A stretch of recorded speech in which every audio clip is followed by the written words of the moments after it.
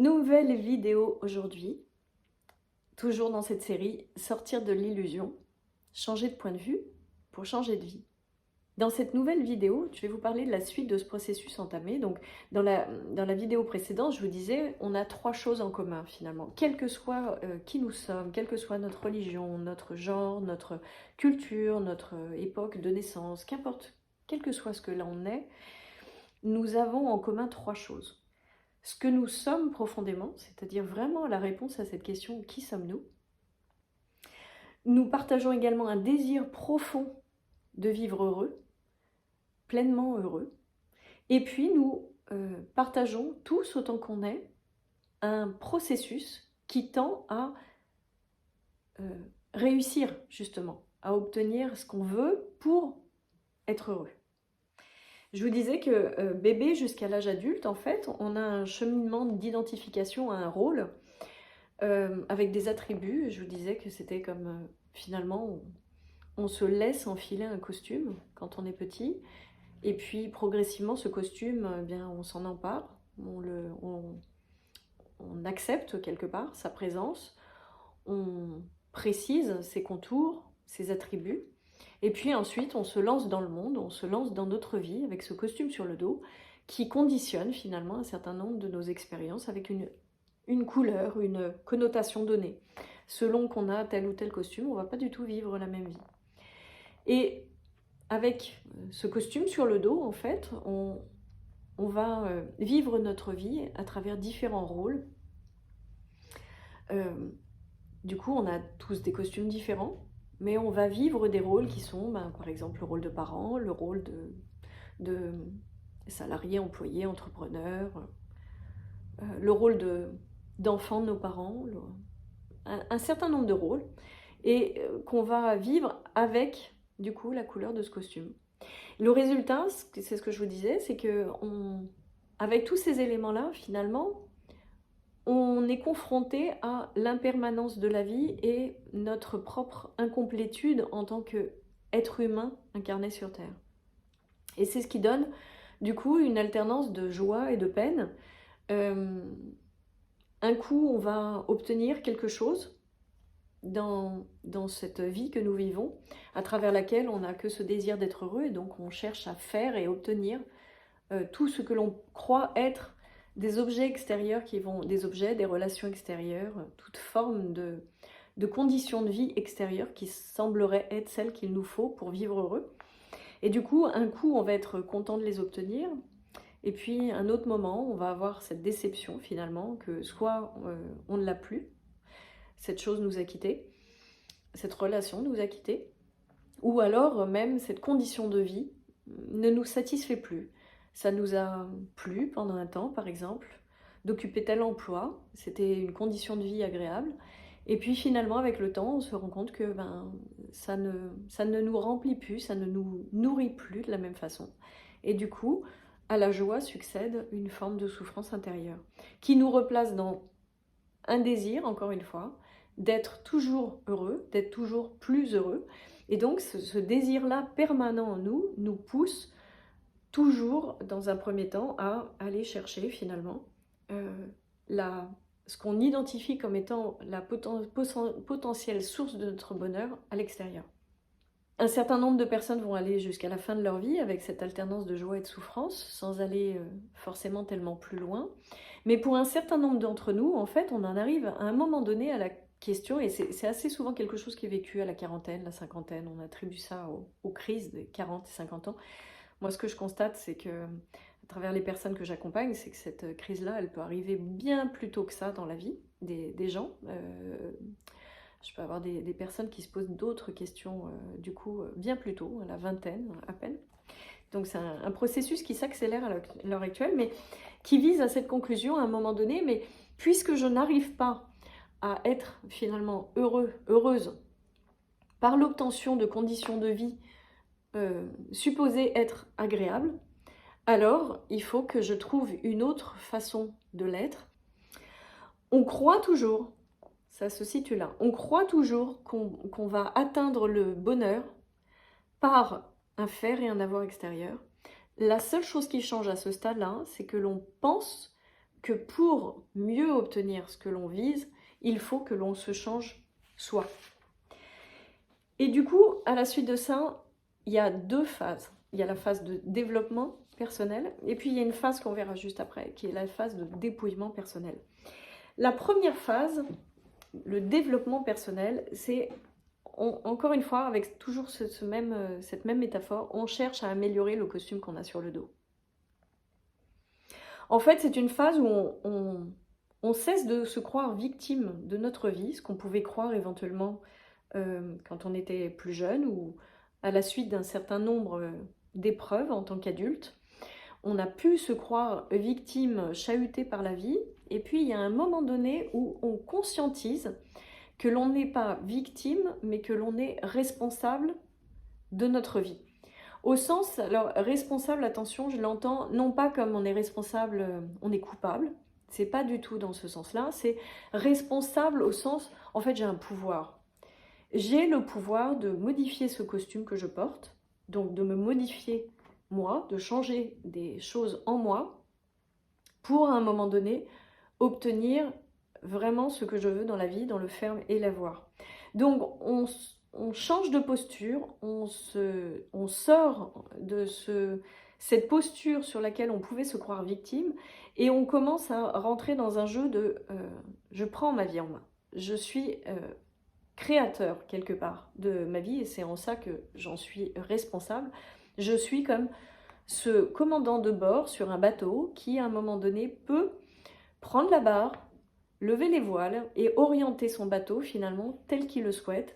Et jusqu'à présent, je faisais et j'obtenais des choses dans une forme d'inconscience de cette capacité, mais maintenant que j'en suis conscient, je cherche à me développer moi, en tout premier lieu, pour obtenir ce que je veux à l'extérieur.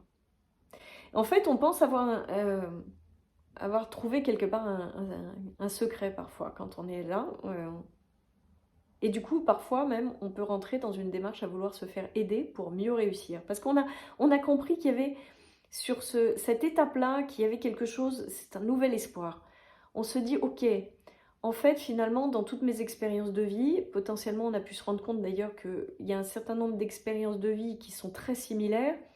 Et finalement, on en arrive à cette conclusion qui n'est pas facile à accepter, mais qui peut nous amener à cette idée, mais puisque sur toutes ces expériences de vie extérieures qui me semblaient différentes, finalement, le seul point commun, c'est moi, ça veut dire qu'il faut que je change des choses en moi.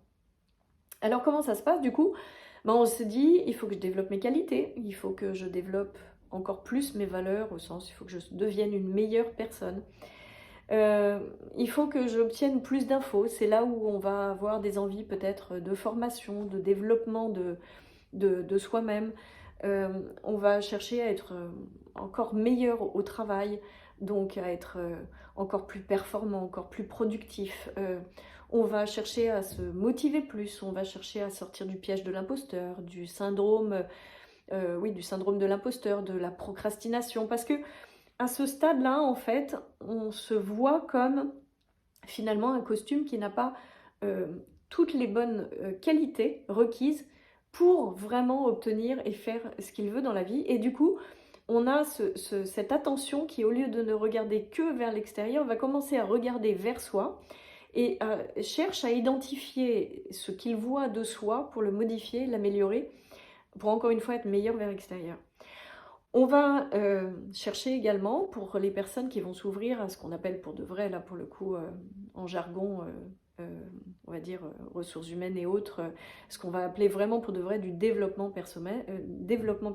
Donc les personnes vont chercher, vont comprendre qu'elles vivent à travers des limites, donc elles vont chercher à travailler sur leurs croyances, à lever des traumas, à dépasser leurs limites, à vraiment gérer leurs émotions, parce que ce sont autant de choses qui sont identifiées à ce moment-là comme des freins pour vivre vraiment cette vie pleinement comme elle est imaginée, potentiellement heureuse. Et ça peut aller même à ce niveau-là jusqu'à faire la découverte qu'au-delà de notre monde très cartésien, rationnel, il y a la présence d'un monde plus subtil, un certain nombre de personnes sur ce cheminement-là vont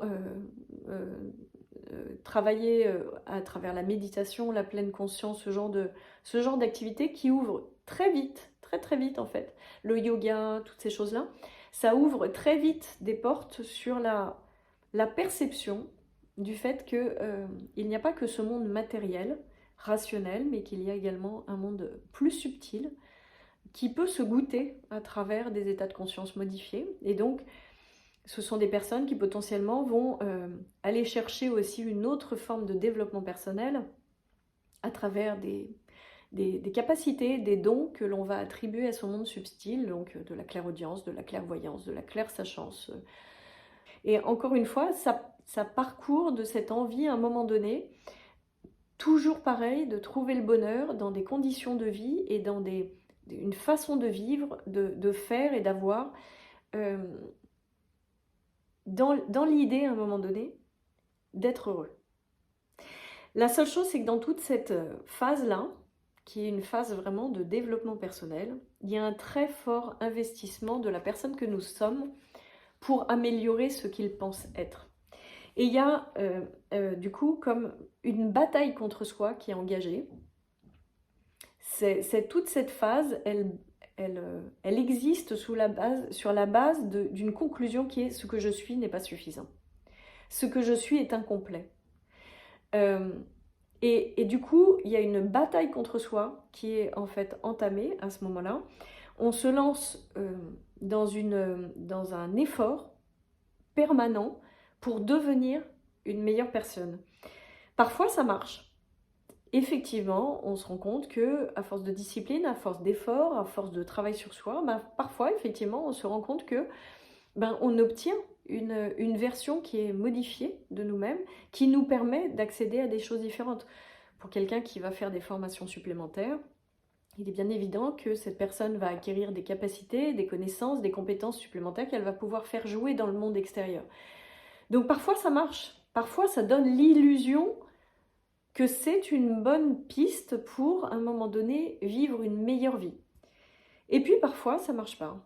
On se rend compte malgré tous les efforts que l'on a fait, par exemple, on est en couple, on a fait des efforts pour que notre couple soit mieux vécu, pour être une meilleure personne, pour être plus ouvert, pour être plus confiant, pour être plus ceci ou cela.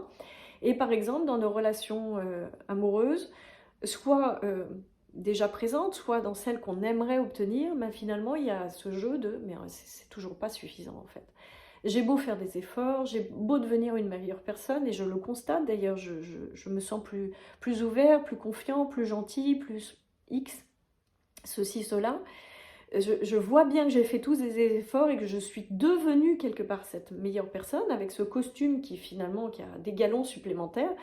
Mais pour autant, je constate toujours cette alternance de joie et de souffrance. Et c'est comme si, malgré tous ces efforts finalement, comme sur un jeu de loi, paf, je tombe sur le point de départ.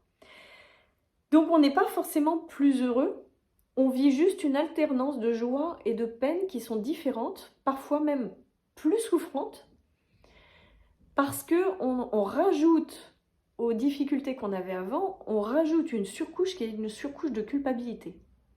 C'est-à-dire que malgré tout ce que je fais, il faut croire que je suis incapable, puisque malgré tout ce que je fais, malgré tout ce que je mets en œuvre, je n'arrive pas à obtenir ce que je veux. On est dans une forme du coup de culpabilité, non plus...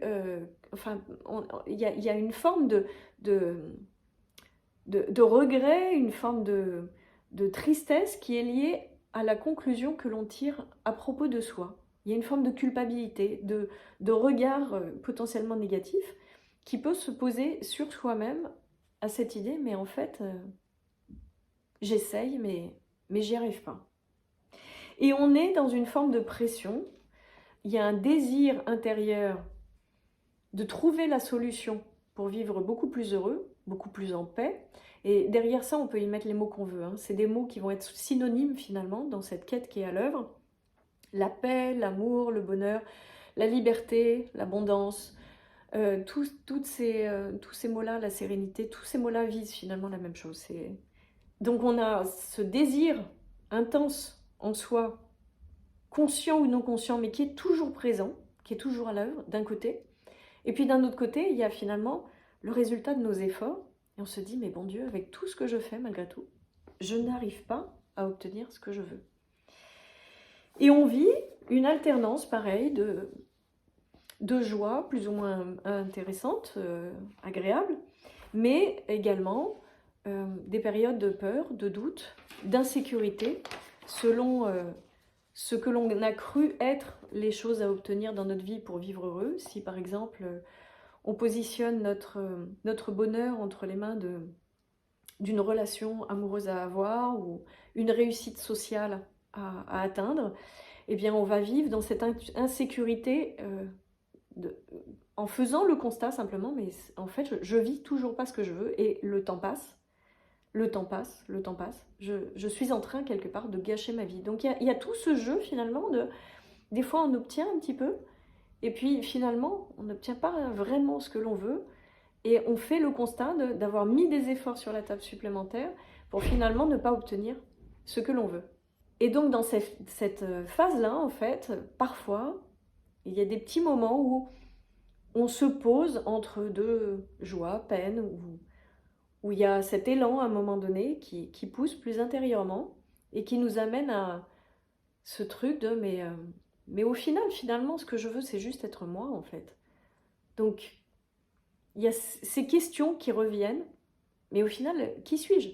En fait, ce qui suit derrière, c'est la suite d'un ras-le-bol. Le développement personnel n'est absolument pas la voie pour trouver ce que l'on cherche. Et malgré tout, c'est une étape qui peut être très intéressante à vivre, parce qu'au final, elle nous amène à aller au bout de cette quête, qui est une quête de « je veux faire et avoir à l'extérieur pour vivre heureux ». Et ça nous amène au bout de la quête de « je dois me changer moi pour être heureux ». Il y a comme cette forme, à un moment donné, de ras-le-bol, de « j'en ai marre, j'ai juste envie de me foutre la paix en fait ». J'en ai marre de travailler sur mes croyances, j'en ai marre de chercher à devenir quelqu'un d'autre. À quoi ça sert tout ça? Puisque de toute manière, au final, ce que je constate, c'est que je vis toujours cette alternance de joie et de souffrance, et que finalement, même si parfois ça peut paraître plus intense, plus intéressant, finalement c'est toujours la même chose. Je ne suis toujours pas réellement au plus profond de moi dans cette impression d'avoir réalisé ce que je voulais réaliser.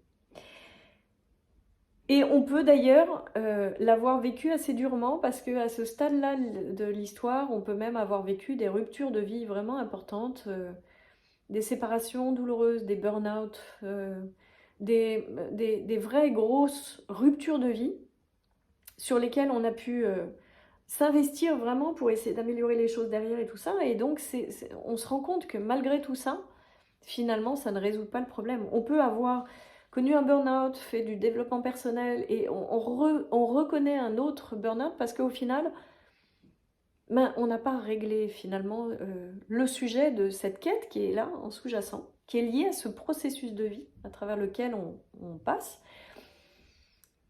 Et donc on continue à avancer en aveugle en croyant aux quêtes intermédiaires. Mais du coup, quelque part, on se prend le tapis. Quand on a fait le tour du développement personnel, on entame la phase de dépouillement personnel. On voit qu'on a tenté en fait d'améliorer plein de choses, on voit qu'on a fait des efforts et que finalement ça mène à rien. On se sent comme si on écopait une barque, mais qui se remplissait à chaque fois. Et ce ras-le-bol, à un moment donné, il nous amène « stop, j'en ai marre, j'en ai marre ». On a pu regarder les autres, regarder leur vie, on a pu se comparer et se dire « mais punaise, eux ils vivent plus heureux, mais comment ils font? Comment je peux faire moi de la même façon qu'eux ?» Et parfois on a touché du doigt d'ailleurs, en observant un peu mieux les autres, on a touché du doigt le fait que, mais en fait, même eux, ils vivent des alternances de joie et peine, et ce que je perçois de leur vie à eux, c'est juste une façade, mais qui cache d'autres choses derrière. Donc, on voit finalement qu'il y a une forme de... Mais non, décidément, dans ce que l'on met tous en œuvre, tous autant qu'on est, là, non, on en arrive toujours à cette alternance de joie et de peine, et de joie et de souffrance, et non, en fait, stop, on arrête. La gloire, le paraître, l'argent, tout ça c'est pareil. À ce stade-là, en fait, on se rend compte que potentiellement on en a fait le tour. On a pu même vivre un certain nombre de réussites, d'acter un certain nombre de choses comme ben oui, ça c'est bon, je l'ai obtenu. Mais intérieurement, encore une fois, il y a ce quelque chose qui nous fait dire mais ça me comble pas en fait, ça me nourrit pas. J'ai beau avoir obtenu ça, mais en fait, c'était pas ça que je voulais. Euh, donc c'était une étape quelque part intéressante, utile dans tout ce processus, mais ce qu'elle avait d'utile, ce n'était pas finalement ce qu'elle permettait d'obtenir, mais la conclusion à laquelle elle nous amenait, qui permet d'ouvrir, encore une fois, cette étape supplémentaire qui est l'étape du dépouillement personnel, où on arrive à cette notion-là, qui est une étape différente, c'est mais et si finalement je tentais d'être heureux, simplement avec qui je suis, simplement avec ce que j'ai déjà, ce que j'ai déjà obtenu, ce que je fais, avec cette notion de et si je me foutais la paix, que je lâchais prise et que je vivais simplement à travers je fais du mieux que je peux. À chaque instant, je fais du mieux que je peux. Et ce que je fais est suffisant. Ce que je suis est suffisant. C'est une conclusion qui amène du coup à lâcher la notion de manque. Là, on commence, à cette étape-là du processus, on commence enfin à goûter à la paix qu'on cherchait, une forme de bonheur qu'on cherchait. C'est-à-dire qu'en fait, on ne cherche plus à combler les manques de notre incomplétude, mais à vivre avec les manques comme c'est ce que c'est et c'est ok tel que c'est. On ne cherche plus à se sécuriser ou lutter contre les impermanences de la vie. Quelque part, inconsciemment, on a compris que ça faisait partie du jeu et du coup, on lâche prise par rapport à ça et on vit avec l'incomplétude et l'impermanence de la vie. Et par cet effet de lâcher prise, de je vis avec ce qui est, il y a déjà une paix qui commence à être goûtée à ce niveau-là. Il y a déjà une forme de sérénité, une forme de bonheur, une forme de joie même à goûter à la simplicité, à l'authenticité de ce que nous sommes.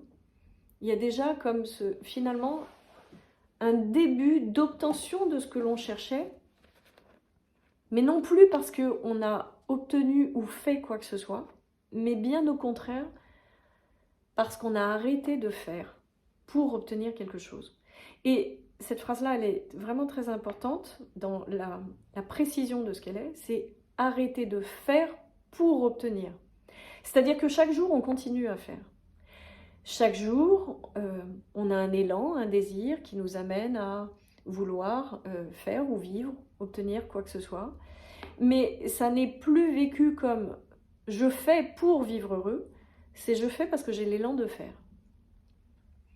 J'ai envie de me former à telle chose, je ne le fais plus pour être heureuse derrière plus tard, je le fais juste parce que le bonheur est ici maintenant simplement dans le fait de me former à ce que j'ai envie d'apprendre. Je n'appelle plus un tel pour essayer de décrocher un rendez-vous, un poste ou quoi que ce soit. J'appelle un tel, je me mets en contact avec un tel parce que j'ai cet élan qui me dit pourquoi pas le faire en fait.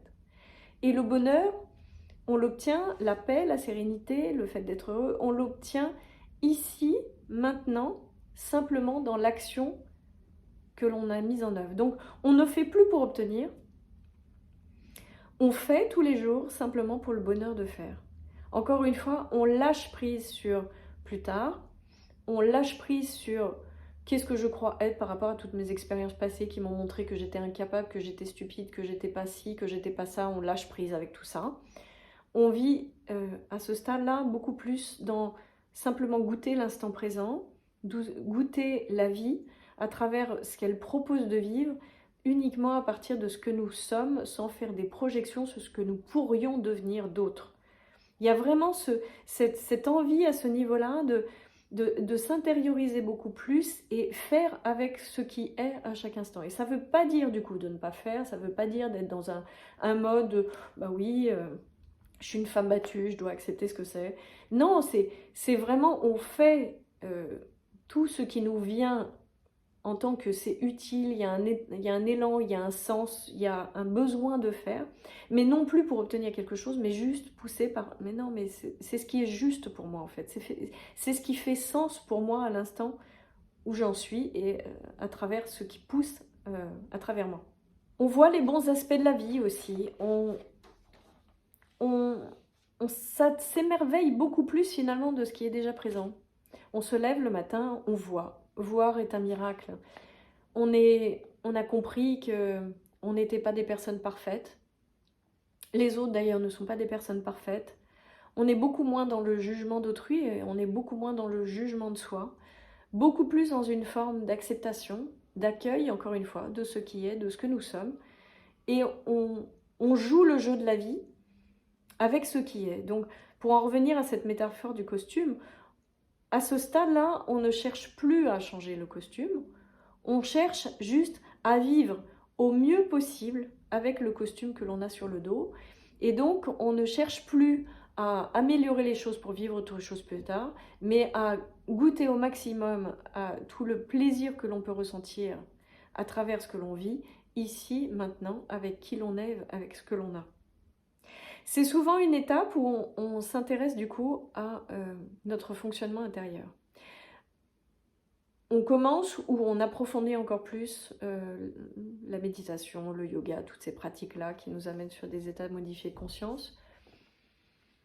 On commence à avoir une petite connaissance sur le jeu du mental, nos schémas de fonctionnement, sur l'ego, sur finalement ce qui nous constitue au-delà de cette apparence. On commence en fait à avoir des informations là-dessus qui peuvent nous être utiles à toujours plus nous dépouiller.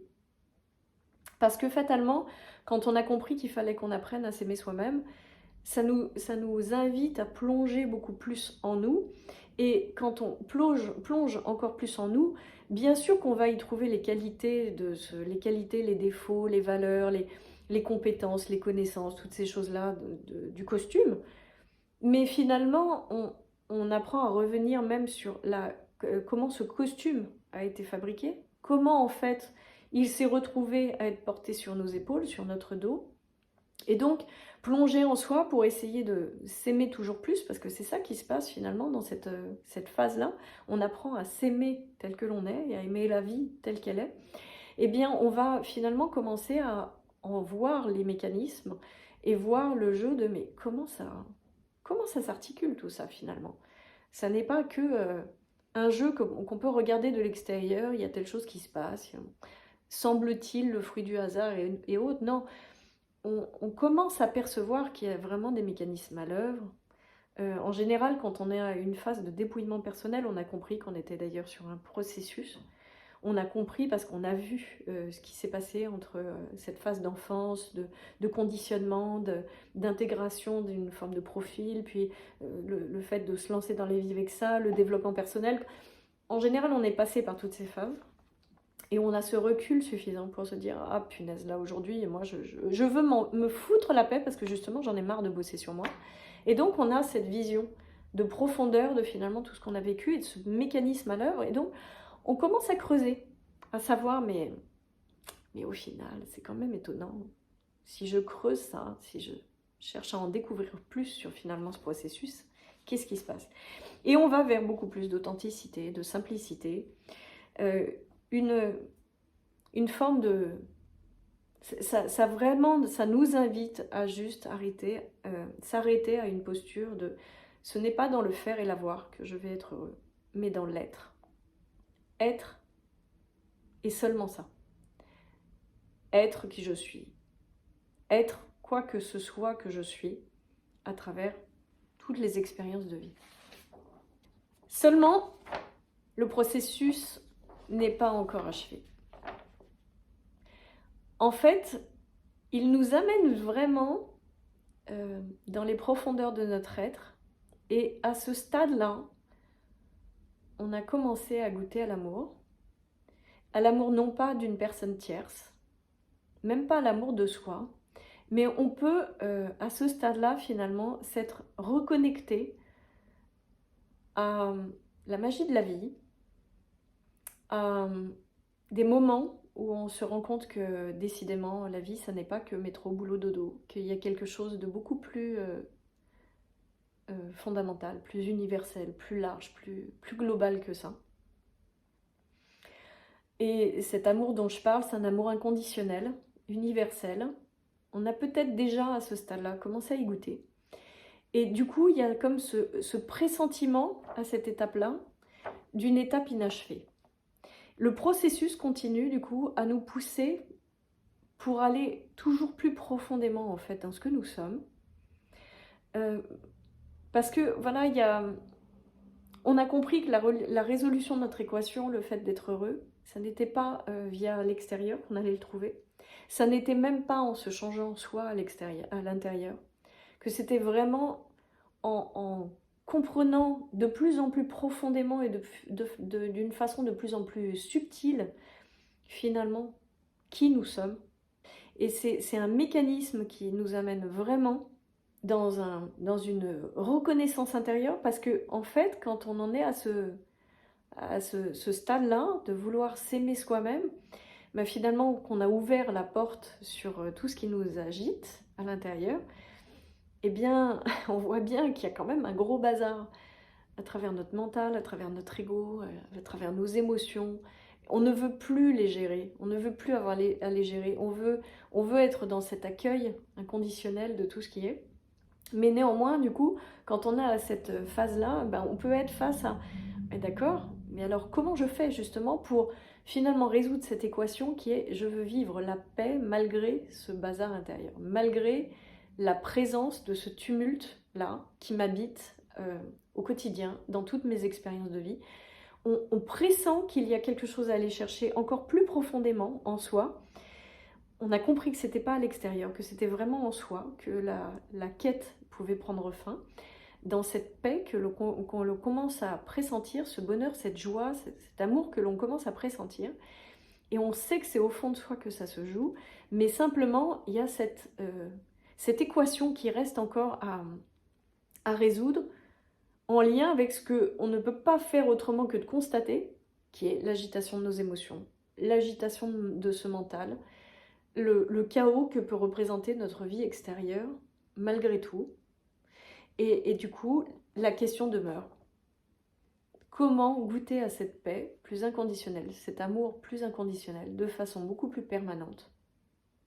Parce que je le pressens quelque part, possible, et malgré tout le bazar que je peux, malgré tout, vivre par perception, par ce que je vois clairement de ce qui est en moi au quotidien. Dans la prochaine vidéo, c'est ce que je vais tenter de vous expliquer. Cette étape encore supplémentaire qui trouve la résolution à cette équation.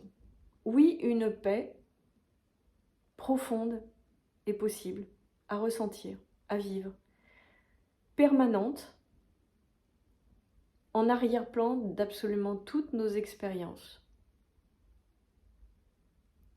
dans la profondeur vraiment de ce que nous sommes. Et cette résolution d'équation, c'est vraiment la réponse à la question « Qui suis-je ? Qu'est-ce que la vie ?» Je vous dis à très bientôt.